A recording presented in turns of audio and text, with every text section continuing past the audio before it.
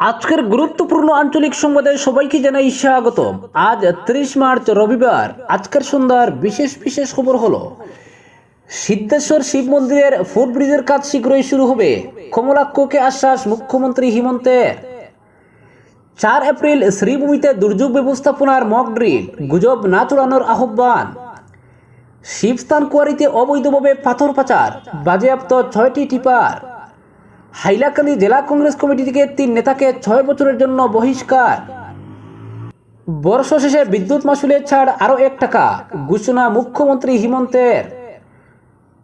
অসম চুক্তির 6 নং ধারা বাস্তবায়নের লক্ষ্যে একটি গুরুত্বপূর্ণ পদক্ষেপ নিল আসাম সরকার। সরকারি কাজে অসমীয়া অনুবাদ বাধ্যতামূলক। সেনা সরকারের প্রধানকে ফোন প্রধানমন্ত্রী মোদীর। মায়ানমারে 15 টন ত্রাণ পাঠালো ভারত। ফের বড়সড় ট্রেন দুর্ঘটনা, লাইনচ্যুত কামাখ্যা এক্সপ্রেসের 11টি বগি। ওয়াকফ বিল পাশের চেষ্টা আগামী সপ্তাহে, নীতিশ চন্দ্রবাবুর ভূমিকা নিয়ে তীব্র উত্তেজনা। পুত্র সন্তানের জন্ম দেয়নি স্ত্রী, যমজ কন্যা সন্তানকে আষাঢ় মেরে হত্যা। এ ব্যাপারে বিস্তারিত থাকবে প্রতিবেদনে। এবং সর্বশেষ খবরটি হলো 3 দিন ধরে নিখোঁজ শিলচরের কিশোর। এবারে শুনুন বিস্তারিত খবর। সিদ্ধেশ্বর শিব মন্দিরের পাশে রেলের ফুটব্রিজের কাজ শীঘ্রই শুরু হবে, এ ব্যাপারে প্রতিশ্রুতি দিয়েছেন মুখ্যমন্ত্রী হিমন্ত বিশ্ব শর্মা। এমনটা জানালেন বিধায়ক কমলাক্ষ দেব পুরকায়স্থ। সিদ্ধেশ্বর শিববাড়িতে মন্দির কমিটির সভাপতির পৌরোহিত্যে কর্মকর্তাদের সঙ্গে নিয়ে এক সভা অনুষ্ঠিত হয়। সভার পর বিধায়ক কমলাক্ষ দেব পুরকায়স্থ বলেন, রেল লাইনের উপর ওভারব্রিজ সহ এই মন্দিরকে কামাখ্যা মন্দিরের আদলে গড়ে তোলা হবে। এছাড়াও তিনি সরকারের প্রতিটি জনকল্যাণমুখী কাজের খতিয়ান তুলে ধরেন। বিধায়ক বলে, নিজেদের চিনতে গেলে, নিজেদের সংস্কৃতি জানতে গেলে আমাদের নিজেদের ধর্মস্থানে ভ্রমণ করতে হবে। ধর্মস্থানে গেলেই তো আমরা আমাদের ধর্ম সংস্কৃতিকে চিনতে পারবো। তাই ধর্মস্থানগুলো রক্ষণাবেক্ষণ জরুরি। এদিন তিনি বলেন, রেল লাইনের উপর ওভারব্রিজের কাজ সরকারি গাইডলাইন মেনে শীঘ্রই শুরু হবে। এ নিয়ে তিনি মুখ্যমন্ত্রীর সঙ্গে সাক্ষাৎ করে এক স্মারকপত্র দিয়েছেন। এতে উল্লেখ করেছেন, শিব মন্দিরে প্রবেশের জন্য রেলপথ পার হতে হয় ভক্তদের। তাই ভক্তদের নিরাপত্তা এবং সুবিধা নিশ্চিত করার জন্য দ্রুত ফুটব্রিজ স্থাপনের প্রয়োজনীয়তা রয়েছে। এই চিঠি থেকেই মুখ্যমন্ত্রী সঙ্গে সঙ্গেই বিভাগীয় আধিকারিকদের সঙ্গে কথা বলেন এবং চিঠিতে স্বাক্ষর করে মুখ্যমন্ত্রী সেটা ফরওয়ার্ড করে দেন বিভাগীয় আধিকারিকের কাছে। অপরদিকে 4 এপ্রিল শ্রীভূমিতে দুর্যোগ ব্যবস্থাপনার মক ড্রিল, গুজব না চড়ানোর আহ্বান। শ্রীভূমি জেলা দুর্যোগ ব্যবস্থাপনা কর্তৃপক্ষের উদ্যোগে আগামী 4 এপ্রিল শুক্রবার ইনসিডেন্ট রেসপন্স সিস্টেম অর্থাৎ IRS বা দুর্যোগ ব্যবস্থাপনা পদ্ধতি ব্যবহার করে এক মক ড্রিল অনুষ্ঠিত হবে। শুক্রবার সকাল 10টা থেকে শ্রীভূমি শহরের রবীন্দ্র সদন মহিলা মহাবিদ্যালয় ও নীলমণি উচ্চতর মাধ্যমিক বিদ্যালয়ের খেলার মাঠে এই মক ড্রিল হবে। ওই মক ড্রিল চলাকালীন সময়ে জনগণকে আতঙ্কিত না হতে এবং কোনো ধরনের গুজব না ছড়াতে শ্রীভূমির অতিরিক্ত জেলা শাসক ও জেলা দুর্যোগ ব্যবস্থাপনা কর্তৃপক্ষের মুখ্য কার্যবাহী আধিকারিক আহ্বান জানিয়েছেন। পাশাপাশি শুক্রবার এই মক ড্রিল চলাকালীন জনগণকে ডিএসএ খেলার মাঠ থেকে Sribhumi treasury PWD point, state bank of India main branch point হয়ে নীলমণি রোডের রমণীমোহন ইনস্টিটিউট পর্যন্ত এবং নীলমণি উচ্চ মাধ্যমিক বিদ্যালয়ের খেলার মাঠের সম্মুখের সড়ক হয়ে স্টিমারঘাট রোড, DTO অফিস, শম্ভুসাগর বাগ, RK mission road point, Paglapatti হয়ে সিভিল হাসপাতাল পর্যন্ত। এছাড়া SBI মেইন ব্রাঞ্চ পয়েন্ট থেকে রবীন্দ্র সদন মহিলা মহাবিদ্যালয়ের সম্মুখের সড়ক শম্ভুসাগর বাগ পর্যন্ত সড়কে এদিন সকাল 10টা থেকে দুপুর 1টা পর্যন্ত মক ড্রিল শেষ না হওয়া পর্যন্ত জনগণকে ওই সড়কগুলিতে সাবধানতা অবলম্বন করে চলাচল করতে অনুরোধ জানানো হয়েছে। অপরদিকে জয়পুর শিবস্থান কুয়ারিতে অবৈধভাবে পাথর পাচারের বিরুদ্ধে অভিযান চালিয়ে বিরাট সাফল্য পেয়েছেন জিরিঘাট রেঞ্জের বনকর্মীরা। গুয়াহাটি হাইকোর্টে মামলা থাকায় শিবস্থান পাথর কুয়ারির নিলাম বন্ধ রয়েছে। শুধুমাত্র সরকারি উন্নয়নমূলক কাজের বিপরীতে সংশ্লিষ্ট ঠিকাদারদের পারমিট দেওয়া হয়, কিন্তু একটি চক্র ওই কুয়ারি থেকে কর ফাঁকি দিয়ে চুরাই পথে পাথরের ব্যবসা চালিয়ে যাচ্ছেন। তারা রাতের অন্ধকারে বা পুরে টিপার দিয়ে অবৈধভাবে লক্ষ্মীপুরের বাইরে পাথর পাচার করছে। লক্ষ্মীপুরের জিরিঘাট ফরেস্ট রেঞ্জের কর্মকর্তারা চোরা কারবারিদের পাথর পাচারের গোপন খবর পেয়ে গত কয়েকদিন থেকে বিভিন্ন জায়গায় কড়া পাহারার বন্দোবস্ত করেছেন। পাহারা বসানোর পর গত কয়েকদিনে প্রায় প্রতিদিনই 1টি-2টি করে পাথর বোঝাই টিপার বাজেয়াপ্ত করা হয়েছে। এদিকে শনিবারপুরে লক্ষ্মীপুর বন বিভাগের সাঁড়াশি অভিযানে শিবস্থান কুয়ারি পাথর ও স্যান্ড গ্রেভেল পাথরের পথে 6টি ট্রিপার বাজেয়াপ্ত করেন লক্ষ্মীপুরের জিরিঘাট ফরেস্ট রেঞ্জের কর্মকর্তারা। পরে পাথর ও স্যান্ড গ্রেভেল বোঝাই টিপারগুলো জিরিঘাট ফরেস্ট রেঞ্জ কার্যালয়ে নিয়ে আসেন বনকর্মীরা। ট্রিপারগুলি কামরাঙ্গা ও শিবস্থান কোয়ারির মধ্যবর্তী ফাঁড়িপথ থেকে বাজেয়াপ্ত করা হয়। এ অভিযানে জিরিঘাট সহ জয়পুর ফরেস্ট বিট অফিসের কর্মকর্তারাও সামিল ছিলেন। বাজেয়াপ্ত ট্রিপারগুলির 3টি ছিল 10 সিএম করে রিভার চিপস, 2টিতে রিভার বোল্ডার এবং 1টিতে রয়েছে স্যান্ড গ্রেভেল। অপরদিকে দল বিরোধী কার্যকলাপে জড়িত থাকার অভিযোগে হাইলাকান্দি জেলা কংগ্রেসের 3 শীর্ষ নেতাকে শনিবার দল থেকে বহিষ্কার করা হয়েছে। জেলা কংগ্রেস সভাপতি শামসুদ্দিন, জেলা কমিটির 2 সাধারণ সম্পাদক ও 1 সহ সভাপতিকে 6 বছরের জন্য দল থেকে বহিষ্কার করার নির্দেশ দিয়েছেন। বহিষ্কৃত নেতারা হলেন জেলা কমিটির সহ সভাপতি শাহাবুদ্দিন চৌধুরী, 2 সাধারণ সম্পাদক যথাক্রমে আব্দুল মুবিন লস্কর ও আলতাফ হোসেন বড়ভূইয়া। জেলা কংগ্রেস কমিটির সভাপতি শামসুদ্দিন তিনি জানান, আজ দল থেকে বহিষ্কৃত নেতাদের গত 25 জানুয়ারি শোকজ নোটিশ জারি করা হয়েছিল। এরপর তারা গত ফেব্রুয়ারি মাসে নিজেদের জবাব দাখিল করলেও সেটা সন্তোষজনক হয়নি। ফলে আসাম প্রদেশ কংগ্রেস কমিটির নির্দেশ অনুসারে তাদের পরবর্তী 6 বছরের জন্য কংগ্রেস থেকে বহিষ্কার করা হয়েছে।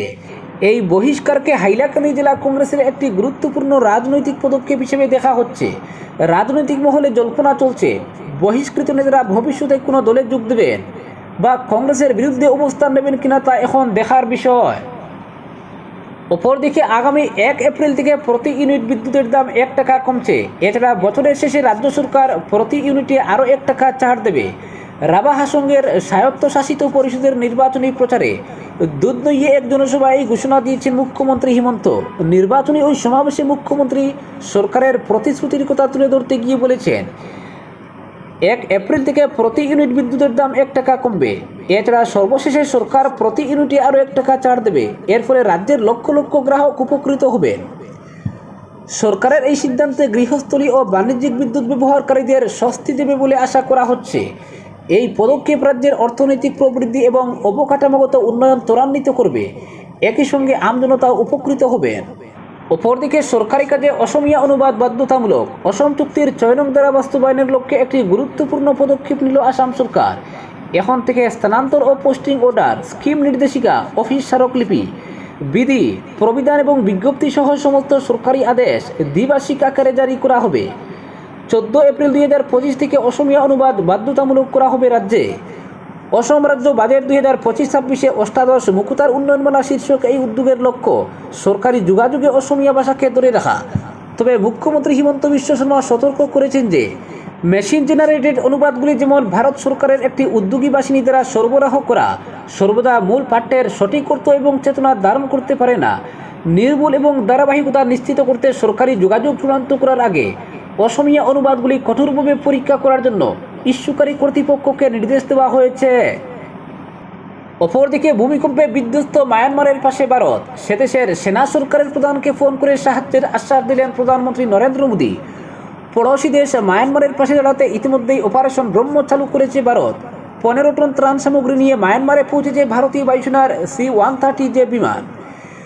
ত্রাণ সামগ্রীর মধ্যে রয়েছে খাবার, কম্বল, তাঁবু, স্লিপিং ব্যাগ, সোলার ল্যাম্প, জল পরিশোধক এবং গুরুত্বপূর্ণ ঔষধপত্র। শনিবার মোদী নিজেই মায়ানমারের সামরিক সরকারের প্রধানের সঙ্গে ফোনে কথোপকথনের কথা জানান। সমাজ মাধ্যমে লেখেন, মায়ানমারের সিনিয়র জেনারেল H.E. মিন অং হাইতুংয়ের সঙ্গে কথা বলেছি। ভয়াবহ ভূমিকম্পে বহু মানুষের প্রাণহানি হওয়ায় আমাদের গভীর সমবেদনার কথা তাকে জানিয়েছি। একই সঙ্গে মোদী লেখেন, ঘনিষ্ঠ বন্ধু এবং প্রতিবেশী হিসেবে ভারত এই কঠিন সময়ে মায়ানমারের মানুষের পাশে রয়েছে। এক্স হ্যান্ডেলে সেই তথ্য প্রকাশ করে জানানো হয়, মায়ানমারকে সাহায্য করতে শুরু করা হচ্ছে অপারেশন ব্রহ্ম। এর মাধ্যমে প্রতিবেশী দেশের ত্রাণ, মানবিক সহায়তা, উদ্ধারকারী দলের পাশাপাশি পাঠানো হচ্ছে 218 জন সদস্যের চিকিৎসক ও স্বাস্থ্যকর্মী। অপরদিকে ওয়াকফ বিল পাশের চেষ্টা আগামী সপ্তাহে।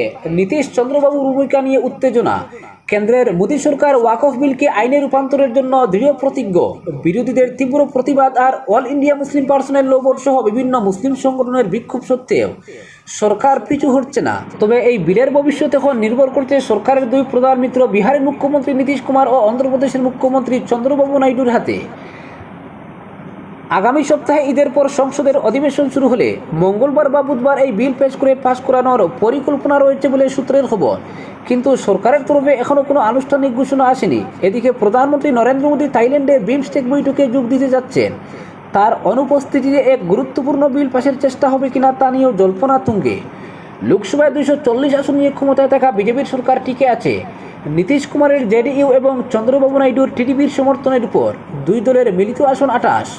এই দুই নেতা এখন পর্যন্ত ওয়াকফ বিল নিয়ে তাদের স্পষ্ট অবস্থান জানাননি, যা বিজেপির উদ্বেগ বাড়িয়েছে। শনিবার ছিল টিডিপির 44তম প্রতিষ্ঠা দিবস। এর আগের দিন শুক্রবার চন্দ্রবাবু নাইডু বলেছিলেন, ওয়াকফ সম্পত্তির উপর মুসলিম সম্প্রদায়ের অধিকার খর্ব করতে আমি দেব না। প্রতিষ্ঠা দিবসেও দলের তরফে দিল্লিতে জানানো হয়েছে, টিডিপি ধর্মীয় বিভাজনের পক্ষে নয়, আমরা সব সময় ঐক্যের উপর জোর দিয়েছি।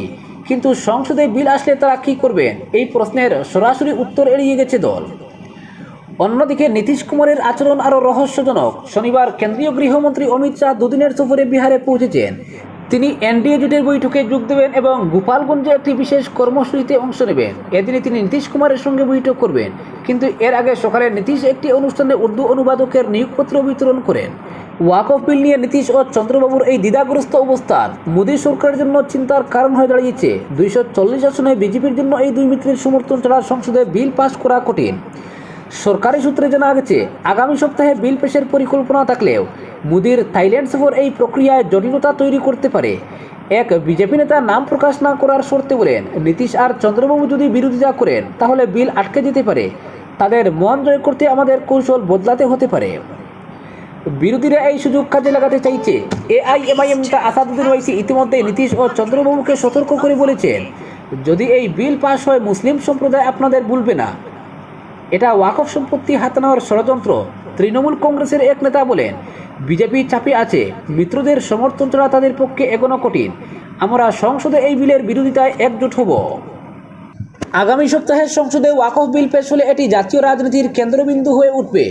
নীতিশ ও চন্দ্রবাবু কী সিদ্ধান্ত নেন তা শুধু এই বিলের ভবিষ্যৎই নয়, এনডিএ জোটের স্থায়িত্বকে প্রভাবিত করবে।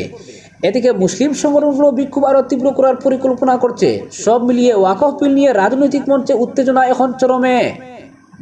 অপরদিকে পুত্র সন্তানের জন্ম দেয়নি স্ত্রী, যমজ কন্যা সন্তানকে আছাড় মেরে হত্যা। স্ত্রী জন্ম দিয়েছেন যমজ কন্যা সন্তানের, তবে সন্তান লাভের আনন্দে বিভোর না হয়ে 5 মাসের 2 কন্যা সন্তানকে আছাড় মেরে হত্যা করলেন বাবা। এমনই অভিযোগ উঠেছে রাজস্থানের শিকর জেলার নিমকা থানা শহরে। অভিযুক্ত অশোক কুমারকে ইতিমধ্যেই গ্রেফতার করেছে পুলিশ। সূত্রের খবর, অশোকের স্ত্রী অনিতা যমজ কন্যা সন্তানের জন্ম দেওয়ার পর থেকেই তাদের মধ্যে অশান্তি লেগে রয়েছে। স্ত্রী কেন পুত্র সন্তানের জন্ম দেয়নি, এই ছিল অশোকের রাগের মূল কারণ। বৃহস্পতিবার তাদের এই অশান্তি চলাকালীন অশোক তার 2 কন্যাকে মেঝেতে আছাড় মারেন। এরপর তাদের উদ্ধার করে হাসপাতালে নিয়ে যাওয়া হলে মৃত বলে ঘোষণা করেন চিকিৎসকরা। জানা গিয়েছে, অশোক ও অনিতার আরও এক কন্যা রয়েছে যার বয়স 5 বছর। তাকে ওইদিন হত্যা করার চেষ্টা করা হয় বলে অভিযোগ। পুলিশ সূত্রে জানা গিয়েছে, অশোক তার 2 কন্যা নিধি এবং নব্যাকে খুন করে তাদের দেহ মাটিতে পুঁতে দিয়ে লুপাট করার চেষ্টায় ছিল। কিন্তু অশোকের স্ত্রী বিষয়টি নিয়ে অভিযোগ জানায় পুলিশে। সেই অভিযোগের ভিত্তিতেই গ্রেফতার করা হয় অশোককে। ঘটনার তদন্ত চলছে। অপরদিকে লাইনচ্যুত হয়ে গেল কামাক্কা এক্সপ্রেস, উল্টে গিয়েছে একাধিক এসি কামরা। জানা গিয়েছে, বেঙ্গালুরু থেকে আসামের কামাক্কা যাচ্ছিল ট্রেনটি উড়িষ্যার কটক স্টেশন ছেড়ে কেন্দাপাড়ার কাছে দুর্ঘটনা ঘটে। শেষ খবর অনুযায়ী কামাক্কা এক্সপ্রেসের 11টি বগি লাইনচ্যুত হয়েছে। আহত হয়েছেন 7 জন যাত্রী এবং মৃত্যু হয়েছে একজনের। জানা গিয়েছে, আজ সকাল 11:54 নাগাদ কটকের দিঘি ক্যানেলের কাছে মাঙ্গুলিতে আচমকাই ট্রেন লাইনচ্যুত হয়ে যায়। বেশ কয়েকটি কামরা লাইনচ্যুত হয়। আতঙ্কে যাত্রীরা ট্রেন থেকে নেমে আসেন। এখনো পর্যন্ত 7 জন আহতের খবর মিলেছে। অপরদিকে 3 দিন ধরে নিখোঁজ শিলচর অম্বিকাপট্টি চৌরঙ্গীর বাসিন্দা মলয়রঞ্জনদের একমাত্র ছেলে আয়ান দে। আজ আয়ানের মা অনামিকা দে জানান, গত শুক্রবার আয়ানকে তিনি সঙ্গে তাদের নিজস্ব দোকান শিলচর সুভাষনগরে যান। কিছু সময় পর আয়ান তার মার কাছ থেকে 100 টাকা নিয়ে সাইকেল চালিয়ে মিষ্টি আনতে যায়। এরপর থেকে সন্ধানহীন। আয়নের পরিবারের লোকেরা অনেক খোঁজাখুঁজি করে কোনো সন্ধান না পেয়ে শিলচর সদর থানায় একটি নিখোঁজ মামলা দায়ের করেন। কেউ তাদের ছেলেকে দেখে থাকেন তাহলে শিলচর সদর থানায় অথবা 9435174085 অথবা 7002505226 এই নম্বরে যোগাযোগ করার কাতর আবেদন করেন আয়ানের মা ও পরিবারের লোকেরা। আজকের বিশেষ সংবাদ এখানেই সমাপ্ত।